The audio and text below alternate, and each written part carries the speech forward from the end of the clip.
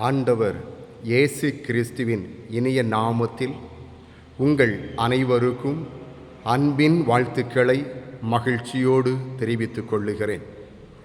இன்றைய சிந்தனையின் வழியாக நம் பணிவிடைகளில் கடவுளை கனப்படுத்துவது எப்படி, நாம் தினம் தினம் செய்யக்கூடிய பணிவிடைகளின் வழியாக நம் ஆண்டவரை எப்படி கனப்படுத்துவது, இந்த தலையங்கத்திலே இந்த நாள் தியானத்தை உங்களோடு பகிர்ந்து கொள்ள விளைகின்றேன்.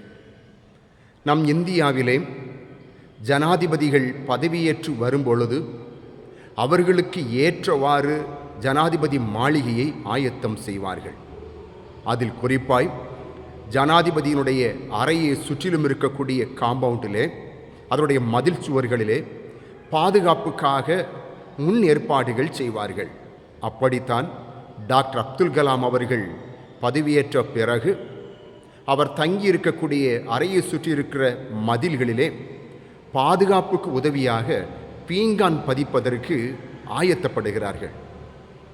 இதை கவனித்த டாக்டர் அப்துல் கலாம் அவர்கள் பணியாளர்களை அழைத்து, இந்த பீங்கான் எதற்காக பயன்படுத்த இருக்கிறீர்கள் என்று அப்பொழுது சொன்னார்கள், இந்த மதில் வழியாக ஏதேனும் தீமைகள் வராமல் இருப்பதற்காக மதிலுக்கு மேலே பீங்கானை பதித்து பாதுகாப்புக்கு முன்னேற்பாடு செய்கிறோம் என்று. சற்று யோசித்த டாக்டர் அப்துல் கலாம் அவர்கள், தயவு செய்து மதில்களிலே பீங்கானை பதிக்காதீர்கள், ஐயா உங்கள் பாதுகாப்புக்காக நாங்கள் செய்கிறோம், இருக்கட்டும், தயவு செய்து வேண்டாம் என்று சொல்லி அதை தவிர்த்தாராம் டாக்டர் அப்துல் கலாம் அவர்கள். ஏன் ஐயா இதை வேண்டாம் என்று சொல்லுகிறீர்கள் என்று கேட்ட பொழுது அவர் சொன்ன விஷயம், அதாவது சிறு சிறு பறவைகளெல்லாம் மதில்களிலே வந்து உட்கார், நீங்கள் குத்தக்கூடிய காயப்படுத்தக்கூடிய பீங்கான் துண்டுகளை மதிலே வைக்கும் பொழுது யாருடைய காலை குத்தி கிழிக்கும்? எதுவுமே அறியாத சிறு சிறு பறவைகளின் கால்களை குத்தி கிழித்துவிடும். எனவே தயவு செய்து இப்படிப்பட்ட பீங்கான்களை மதில்களை வைக்காதீர்கள் என்று சொன்னாராம். அன்பானவர்களே, அவர் தம் பணியிலே எவ்வளவு சிறப்பாயிருந்தார் என்பதற்கு தொடர்ந்த பணிக்காலங்கள் நம் எல்லோருக்கும் இன்றும் சாட்சியாக இருக்கிறது. அன்பானவர்களே, பணிஸ்தலத்திலே மிக சிறந்த மாடலை அப்துல் கலாம் அவர்கள் நமக்கு தந்தார்கள். அப்படித்தான் திருமறையிலும் தம் பணியிலே மிகப்பெரிய சாட்சியை வெளிப்படுத்தின ஒரு பரிசுத்தவான் இருக்கிறார். கடவுளை தம் பணியின் வழியாக கனப்படுத்தின ஒரு சிறந்த பரிசுத்தவான் ஒருவர் இருக்கிறார். பழைய ஏற்பாட்டிலே புனிதமான எல்லா பொருட்களையும் அந்த பரிசுத்தவான் தான் செய்தார். ஆசாரிப்பு கூடாரத்தை செய்ததும் அந்த பரிசுத்தவான் தான். உடன்படிக்கை பெட்டியை செய்ததும் அந்த பரிசுத்தவான் தான். அப்பத்து மேஜை, கிருபாசனம், குத்து விளக்கு, தூப பீடம், தகன பலிபீடம், வெண்கல பலிபீடம், ஆராதனை வஸ்திரம், ஏபோத் வஸ்திரம், அபிஷேக தைலம், அப்பப்பப்பா அத்தனை புனிதமான பொருட்களையும் திருமறையிலே செய்த ஒரே ஒரு பரிசுத்தவான் யார் தெரியுமா அன்பானவர்களே? மோசே என்று நினைக்கிறீர்களா?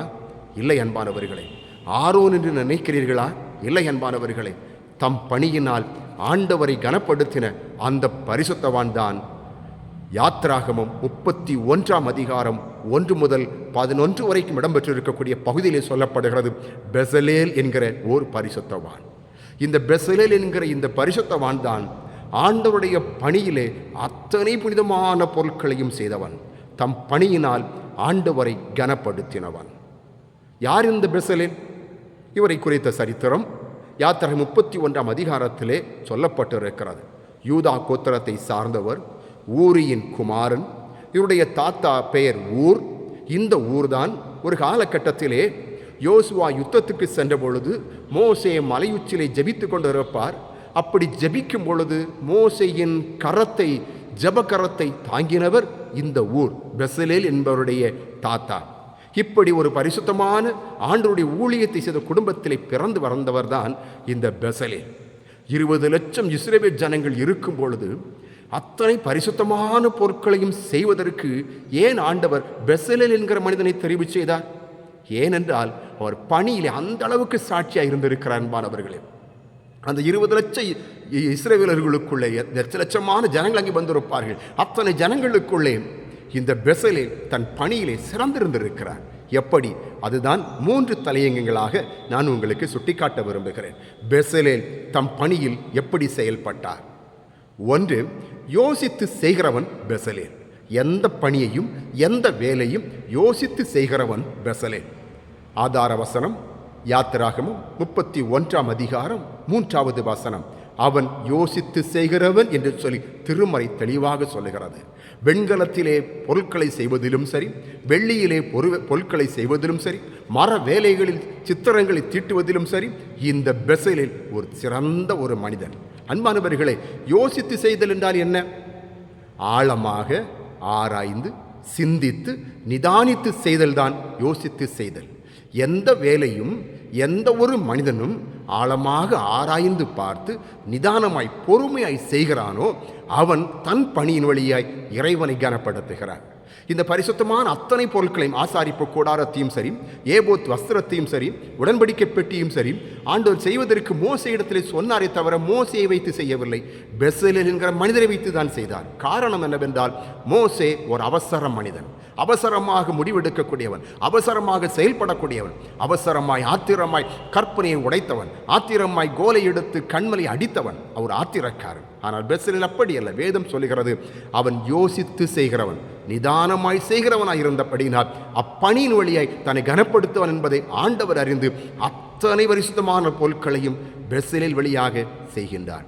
அன்பானவர்களே, நாம் ஆண்டவரை கனப்படுத்த வேண்டும் என்றால் நம் பணியிலே எந்த ஒரு பணியாக இருந்தாலும் யோசித்து நிதானமாய் செயல்படுவோம். நெகேமியாவுக்கு எருசலேமினுடைய அலங்கம் இடிக்கப்பட்டு விட்டது என்கிற செய்தி வந்ததும் அவசரப்பட மாட்டார். மிக பொறுமையாய் ஜெபத்திலே வைத்து அதற்கான ஆயத்தங்களை செய்வார். அலங்கம் இடிக்கப்பட்டு விட்டது, நாம் சென்று கட்ட வேண்டும், என்ன மேற்கொள்ள வேண்டும், அதற்கான ஆயத்தங்களை மிக பொறுமையாய் நிதானமாய் யோசித்து முடிவெடுத்து அப்பணியை செய்வார். எனவே தான் அவரால் சாதிக்க முடிந்தது. அன்பானவர்களை, உங்கள் பணியில் கடவுளை நீங்கள் மகிமைப்படுத்த விரும்பினால், 1, எந்த பணியையும் யோசித்து நிதானமாய் செய்யுங்கள், பெசலேல் போல. 2வதாக, பெசலேல் தம் பணியில் இறைவனை எப்படி மகிமைப்படுத்தினார் என்று சொன்னால், யூகித்து செய்கிறவன் பெசலேல். யூகித்து செய்கிறவன் பெசலேல்.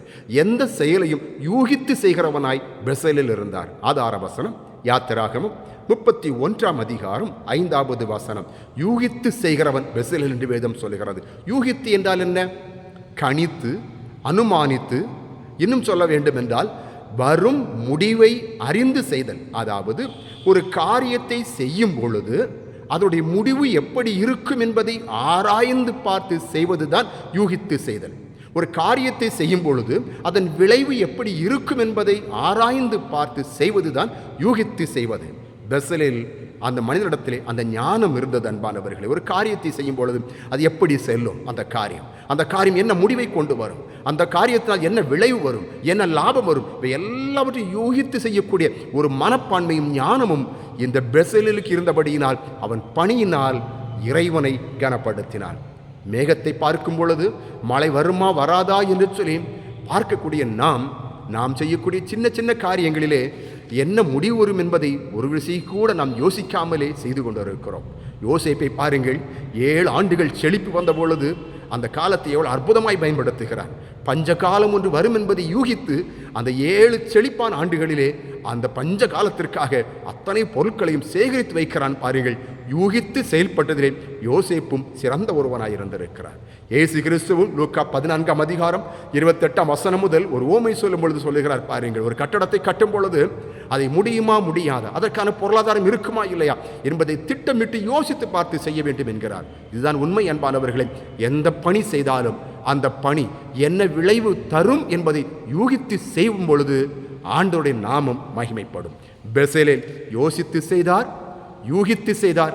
இன்னும் 3வதாக அன்பானவர்களை, இந்த பெசலேல் தேவ ஆவியினால் செய்தார். யாத்திராகமம் 31ஆம் அதிகாரம் 5ஆம் வசனம் சொல்லுகிறது, தேவ ஆவியினால் என்று சொல்லி. இந்த பெசலேல் தம் பணிகளை தேவ ஆவியோடு கூட நிறைவேற்றுகிறார். மனுஷிக வாழ்க்கை வேறு, தெய்வீக அர்ப்பணத்தில் வாழுகிற வாழ்க்கை வேறு. மனுஷிக சிந்தனை வேறு, ஆண்டவருடைய எதிர்பார்ப்பு வேறு. மனுஷிக சிந்தனை என்பது மனுஷிக உணர்வுக்குள்ளிருந்து நம்முடைய வெளிப்பாடில் வெளிப்படுத்துவது. அன்பானவர்களே, பெசலேல் அப்படி அல்ல. தன் ஆசைப்படி வாழ்ந்த மனிதன் அல்ல. தெய்வம் எப்படி வழிகாட்டியதோ அப்படியே செயல்பட்டார். இத்தனை திறமைகள் இருந்தும் மோசே சொல்லுவார், எப்படி எப்படி கூடாரத்தை உருவாக்க வேண்டும், எப்படி எப்படி உடன்படிக்கை பெட்டியை செய்ய வேண்டும், அத்தனையும் அவன் செய்கிறான். ஏனென்றால் தன் மனுஷீகத்தை அவன் அதில் காட்டவே இல்லை. மனுஷீக வாழ்க்கை என்பது நம் ஆசைப்படி வாழ்வது, தேவ ஆவியினால் வாழ்வது என்பது இறைவனின் விருப்பப்படி வாழ்வது. மனுஷீக வாழ்க்கை என்பது மாம்ச உணர்வை வெளிப்படுத்துவது. தேவ ஆவியினால் வாழ்வது என்பது உணர்வுகளை கடந்து வாழ்வது. மனுஷீக வாழ்க்கை என்பது உலக ஞானத்தின் அடிப்படையில் வாழ்வது. தேவ ஆவியினால் வாழ்வது என்பது ஆண்டவருக்கே நம்மை அர்ப்பணம் செய்து வாழ்வது. இதுதான் இந்த பெசலேலின் வாழ்க்கை. இத்தனை திறமை இருந்தும், இத்தனை தாளந்துகள் இருந்தும், எல்லாவற்றையும் செய்த பிறகு ஒரு இடத்தில் கூட இந்த பெசலேல், ஐயா, நான் ஆசாரிப்பு கூடாரத்தை கட்டியிருக்கிறேன், உடன்படிக்கை பெட்டியை செய்திருக்கிறேன், கிருபாசனத்தை செய்திருக்கிறேன், தகன பலிபீடத்தை செய்திருக்கிறேன், குத்துவிளக்கை செய்திருக்கிறேன், எனவே இந்த ஆசாரிப்பு கூடாரத்தில் நான் தான் தலைவராயிருப்பேன், நான் தான் ஆசாரியனாயிருப்பேன் என்று ஒரு இடத்தில் கூட பெசலேல் சண்டையிடவே மாட்டார். அன்பானவர்களே, ஏனென்றால் அவர் தேவ ஆவியினால் நிரம்பி இருந்தார். உலகம் தரக்கூடிய சந்தோஷத்தை, உலகம் தரக்கூடிய ஆசீர்வாதத்தை அவர் எதிர்பார்க்கவே இல்லை. அத்தனை செய்தும் அமைதியாய் தாழ்மையாய் இருந்தார். எந்த ஈகோவும் இல்லாமல், எந்த பெருமை இல்லாமல் மிக தாழ்மையாய் இருந்தார். அன்பு தேவனுடைய பிள்ளைகளை, ஆண்டவருக்காய் பணிவிடை செய்யக்கூடியவர்களை, ஆண்டவருக்காய் உண்மை உத்தவமாய் உழைக்கிற பணிவிடைக்காரர்களை கர்த்தர் ஒருபொழுதுமே கைவிட மாட்டார். ஒரு எடுத்துக்காட்டை சொல்லுகிறேன். இதே பெசலேலினுடைய தாத்தா ஊர் என்கிற அந்த மனிதர் ஒரு நாள் மோசேயின் ஜெபகரத்தை தாகத்தோடு கூட தாங்குகிறார். ஜபத்திலே தாங்குவதற்கு இணையாக மோசேயின் கரம் தாழ்ந்த பொழுது ஓடி சென்று தன் தோள் கொடுத்து அந்த ஜபக்கரத்தை தாங்கினார். ஆண்டவருக்காக ஜபக்கரத்தை தாங்கின அந்த ஊருடைய குடும்பத்தை கர்த்தர் எப்படி ஆசீர்வதித்தார் பாருங்கள். இந்த உலகத்தினால் ஆச்சரியமான முதல் ஆசாரிப்பு கூடாரத்தையும் உடன்படிக்கை பெட்டி செய்யக்கூடிய வாய்ப்பையை அந்த குடும்பத்துக்கே கொடுத்து அந்த குடும்பத்தையே கர்த்தர் கனப்படுத்தினார். அன்பானவர்களே, ஆண்டவருக்காக பணிவிடை செய்யும் பொழுது, அது உண்மை உத்தமத்தோடு கூட செய்யும் பொழுது, அதற்கான பலன் நமக்கும் நம் குடும்பத்திற்கும் நம் பிள்ளைகளுக்கும் வந்து சேரும். அவ்விதமாகவே பெசலேல் யூகித்து யோசித்து தேவாவியினால் செய்தது போல நாமும் யூகித்து யோசித்து தேவாவியினால் செய்வோம். கர்த்தர் நம்ம ஒருவரையும் ஆசீர்வதிப்பாராக. ஆமென்.